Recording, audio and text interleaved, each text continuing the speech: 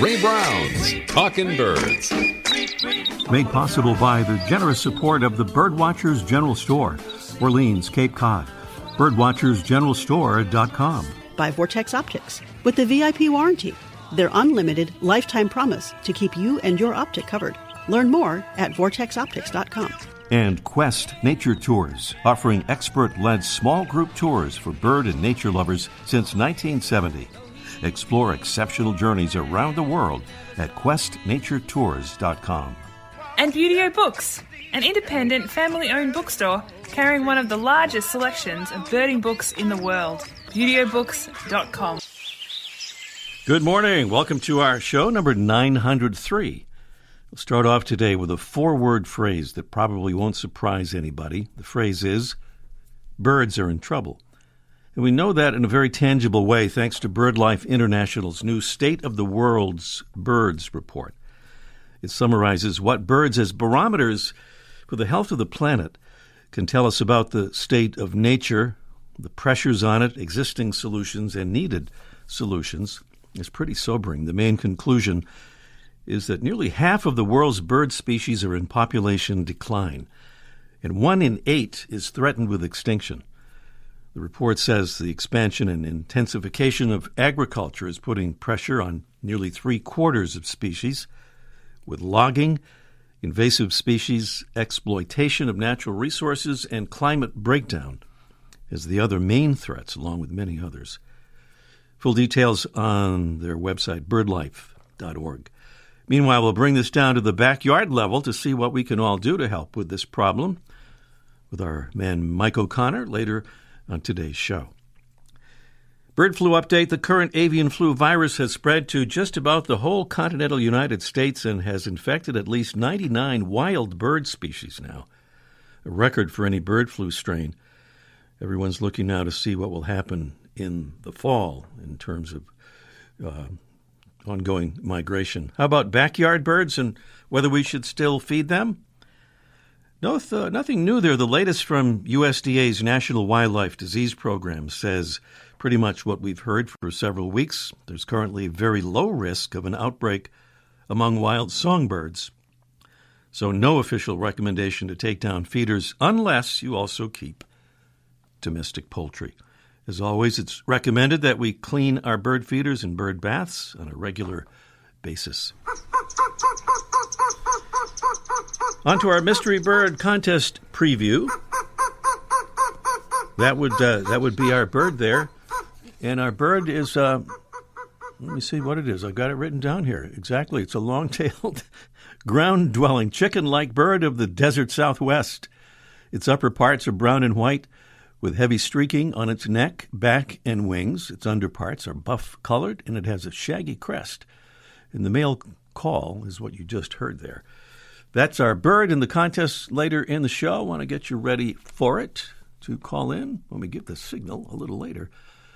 At stake, some beautiful prizes, including a big bag of bird-friendly, shade-grown, fair trade, certified organic and delicious Birds and Beans coffee.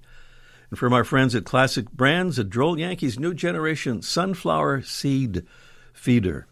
Has a powder-coated finish that won't chip or fade, zinc die-cast tops and bases and ports to last a lifetime, and a top assembly easily removed for cleaning, and the Droll Yankees lifetime warranty against squirrel damage. So those are all there in the prizes. And we also have maybe a prize from our friends at Wisdom Supply if we get time for our bonus question. Well, speaking of contests, our Make Your Own Swag Contest 2022 is well underway. If you're just hearing about it for the first time, here's how it works. You sent us a request for a beautiful little Talkin' Birds iron-on patch, and we send you one, or more than one if you like. Then you attach the hat or the patch to a hat or a jacket or maybe a backpack or a scope case, and take a picture of yourself or a friend with the patch attached. Send the picture to us, and we'll choose a favorite and award a beautiful prize each week through most of October. And then we'll do a random drawing from among all entries received and award the grand prize, a Vortex HD Viper spotting scope valued at more than $1,000. And now here's our Week 2 winner. It's Charlotte.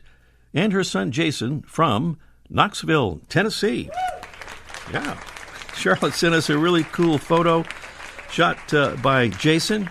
We'll get it on our website there and Facebook page. And Charlotte wins a VIP membership with all kinds of perks to Birdwatching Magazine and is now eligible, as are all contest entrants, for that beautiful grand prize, Vortex Spotting Scope. We'll announce Week 3 winner on our next show. Next prizes include a $100 Buteo Books gift certificate, a giant supply of bird-friendly Birds and Beans coffee, and a $50 certificate for plastic-free office and school essentials from Wisdom Supply. Now the important part. To enter the contest, just send a request for a patch to me, Ray at talkingbirds.com, Ray at talkingbirds.com, and no G in talking. We'll send you a patch with full contest instructions, so request your patch today. The address again is Ray at talkingbirds.com, and good luck.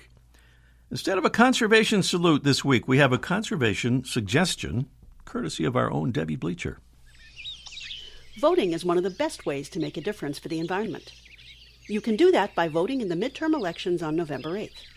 Go to vote.gov to register. That's vote.gov. All right, vote.gov it is. Thank you, Debbie. We do have another kind of a salute here. That's a royal salute to our Talking Birds ambassadors, and more we'd like to salute today. We have a whole family, Brian, Bethany, Tommy, and Henry from Plymouth, Michigan. Brian is the dad, and he says, just discovered your show and love it. Tommy and Henry are in 4th and 1st grade and love talking about birds with their friends or anyone else willing to listen. They're full of fun facts about raptors especially. That is so cool. Thank you, Brian. Brian also just became an official Talking Birds proud plurter, pledging, as I'm sure he already does, to pick up litter while birding.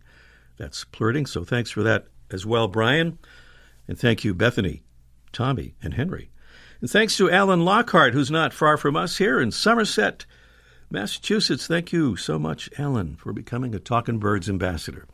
Easy to do, as Alan and Brian and folks would, I'm sure, attest. Just go to our website, talkingbirds.com, and click on the Get Involved tab right at the top of the page there. So that's talkingbirds.com. Still to come today, we'll talk to the executive director of a radio show that, like ours, promotes the appreciation of birds and birding and conservation. Bird Notes' Nick Byard will join us from the great state of Washington. Also today, Mike O'Connor's Let's Ask Mike segment from the archive will offer suggestions on how we can help the cause of saving birds by what we do in our backyards. And up next, when is a shorebird not a shore bird? Well, it's when it's today's featured feathered friend presented by Birdwatching Magazine, America's leading magazine for birds.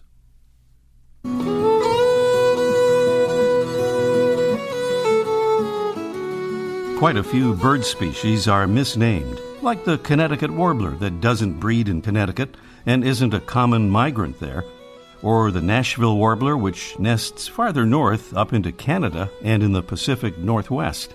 But today's featured feathered friend is misnamed in connection with its chosen habitat. It's the mountain plover, which is a bird of semi-arid plains, grasslands, and plateaus, not mountains. It apparently got the mountain descriptor in the 1920s when American naturalist John Townsend saw one near the Rocky Mountains. The mountain plover is a medium-sized shorebird, though one that's generally found miles from water, pale brown above with a white face, a black forehead mark, and a black line in front of the eye. It's also different from most of its Charadrius plover relatives in that it lacks any breast bands. Males and females look alike, though the males usually have a slightly brighter breeding plumage. Here's its song and some calls.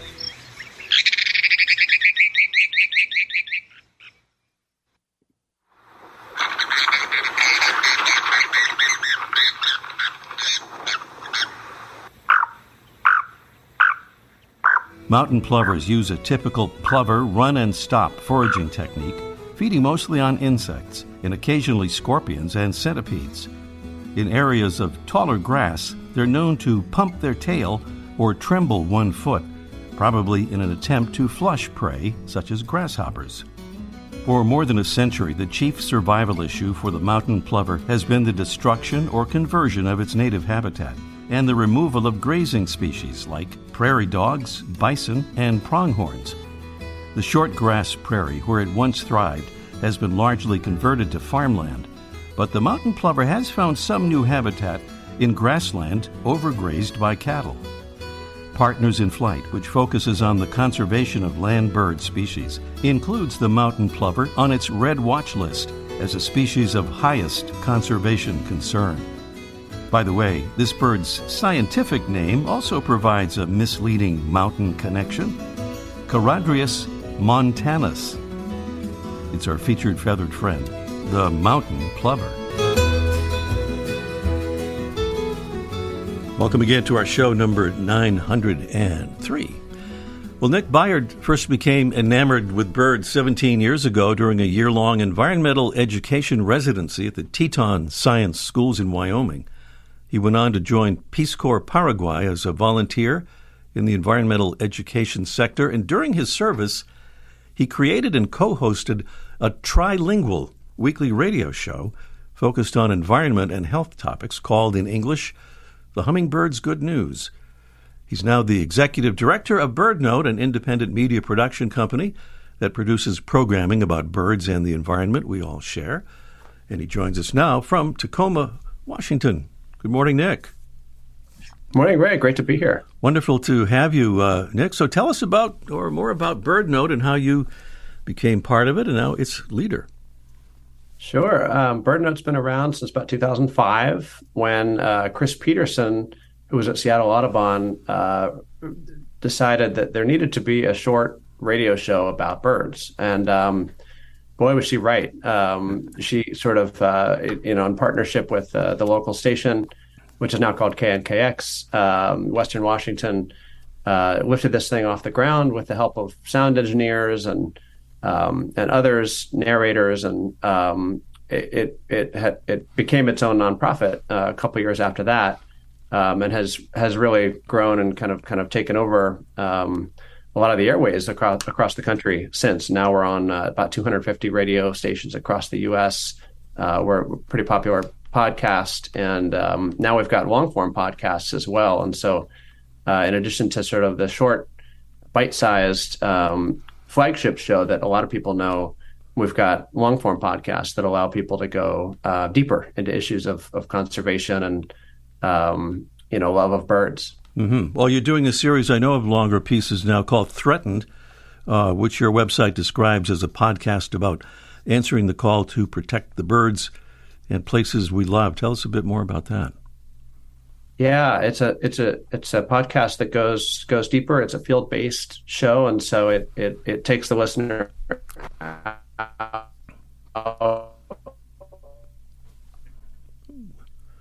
I think we've got a little technical difficulty here. I'm going to try to switch over here to this other Wi-Fi network and see if we can get a better signal there from Nick. We maybe can continue on here if we can do that. Nick is with us from Tacoma, Washington. We're talking about BirdNote, and I'm hoping we can connect back with him in a moment or so here. Do you want to take a quick break and then come back to Nick when we fix the connection? That sounds like a good idea. All right. Quick break, and then we'll come back to... I think we've got him back here again. Are you there, Nick? I am here, yes. All right, we can continue on. Sorry about that. No. Sorry on my end. So we were talking about Threatened. Mm-hmm. And just the field-based reporting from that show. Our host, Ari Daniel, takes us to different parts of the world and different bird conservation topics. And the last season we just released over the summer was on Hawaii and bird species that are at risk and some of the conservation success stories that folks can discover on the Hawaiian Islands. And then in January, we're going to be releasing a season on Puerto Rico. And so this year, this year, next year, kind of the focus is island habitats. So it's really, it's been great. And the the Puerto Rico episodes are going to be dual language episodes, and so we're going to release in English and in Spanish, which is something new for us, and we're really excited about. Yeah, I think both of our shows have a strong focus on inclusion, and as you're indicating there, one example of that is what you call Bird Note in Spanish. So that's a whole nother new thing, right? That's right. Yes, we've just launched last September, this past month, Bird Note en Español. It's its own podcast feed, and we've got a few Spanish language radio stations that have picked it up. And our host, Camila Garzón, does the episodes in English, and then the episodes in Spanish, and the Spanish episodes release every week. And that's something we'd love to continue. We've had the English language show for 17 years plus, and we just think that opening this up to primarily Spanish-speaking audiences just would be wonderful, because a lot of the birds that we talk about are birds that are found in the backyard of folks throughout the Americas, and so just being able to create that sort of cross-continental community and connection is something that I think is really important, especially when we think about our conservation efforts and a lot of the work of our partner organizations, BirdLife International and ABC and others that are working across these different borders. Mm-hmm. We're really short on time, Nick, but if you could give us a quick bit about Bring Birds Back. Yes, Bring Birds Back is it's an amazing podcast hosted by Tanija Hamilton, who lives in Georgia, and she has sort of modeled her entry point into birding from the pandemic onward, and she covers really important topics about how to protect birds, how to bring birds back, how to find your birding community. She actually talked to Freya McGregor of Talkin' Birds for an episode about disabilities access, who belongs in birding, the Bird Names for Birds movement, which is a really important initiative. And we're going to be continuing onward with Tanija's journey this winter and into next year. All right. Nick Byard is the executive director of Bird Note, an independent media production company that produces programming about birds and the environment we share. You can find more about it at birdnote.org. Nick, thanks for being with us, and I hope we'll talk again soon and maybe talk to you about that trilingual radio program. I would love it. All right, Nick Byard here with us on Talkin' Birds, and up next it's our Mystery Bird contest in just 1 minute. The flutter of a tail feather, the flash of a wing bar in mid-flight. You don't always have a lot of time to identify a bird in nature, let alone to appreciate its beauty. But with Vortex Optics, you'll have the power to bring every wild moment closer. When you choose Vortex, you're choosing to have a partner in the field as passionate about nature as you are. Whether you're spotting old friends on the backyard feeder or packing for a once-in-a-lifetime trip to add a few species to your life list, Vortex offers a full range of optics and optics accessories for every birder and every budget. And whether the birds are taking you to another state or another country, you're always covered by the Vortex VIP warranty, an unlimited lifetime promise to keep you and your optic covered. If you'd like to learn more, or if you need help choosing your next optic, give Vortex a call at 1-800-4VORTEX or visit vortexoptics.com. The sound of our mystery bird. It's a long-tailed, ground-dwelling, chicken-like bird of the desert southwest. Its upper parts are brown and white, with heavy streaking on its neck, back, and wings. Its underparts are buff-colored, and it has a shaggy crest. The male's call sounds like what you just heard there. This bird can move really fast, not flying so much, but on the ground, chasing after scorpions and all kinds of things, and lizards, and eating whatever it feels like eating, pretty much there. That's our mystery bird. Beautiful prizes include a big bag of bird-friendly, shade-grown, fair trade, certified organic, and delicious Birds and Beans coffee, and a Droll Yankees new generation sunflower seed feeder with the lifetime warranty against squirrel damage and a top assembly that's easily removed for cleaning, which is kind of important because cleaning our feeders, I guess we all know, is very important. So, prizes there, clues, and the sound of our mystery bird. We have a bonus prize awaiting, too, if we get to our bonus question. But the key thing is to give us a call here as soon as possible at 781-837-4900. Time of the essence, as usual here. 781-837-4900 is the number to call. And coming up next, it's an archived edition of Let's Ask Mike, but talks about a topic very close to what we introduced the show with this morning. Let's Ask Mike in just 1 minute. Beautyo Books carries one of the largest selections of birding books in the world. New, used, and rare books covering everything from backyard birding to general ornithology, from field guides to photography skills, biography, fiction, and humor. You'll find it all, along with the knowledgeable customer service you've been looking for, in one convenient place. BeautyOBooks.com. B-U-T-E-O. BeautyOBooks.com.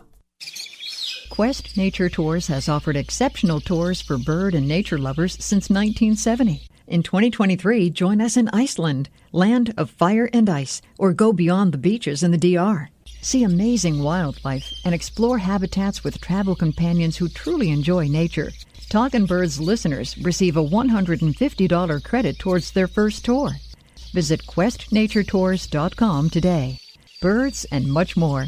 Guaranteed.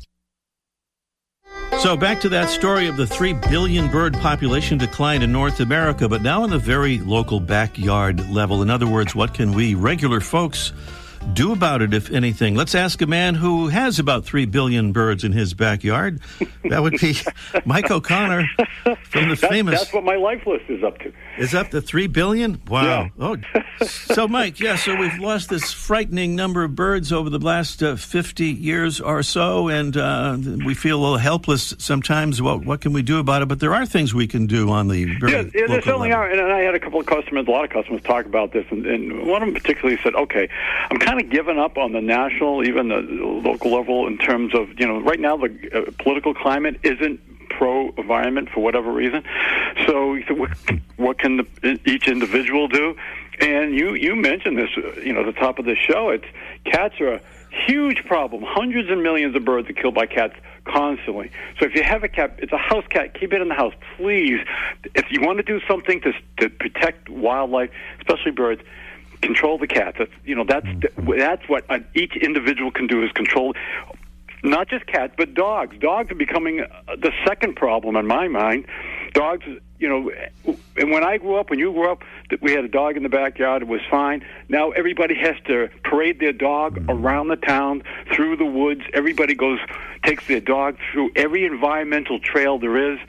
And it seems like a nice thing. It seems like a healthy outdoor thing. It's not necessarily. No matter how many times you have leash laws, people let their dogs run loose.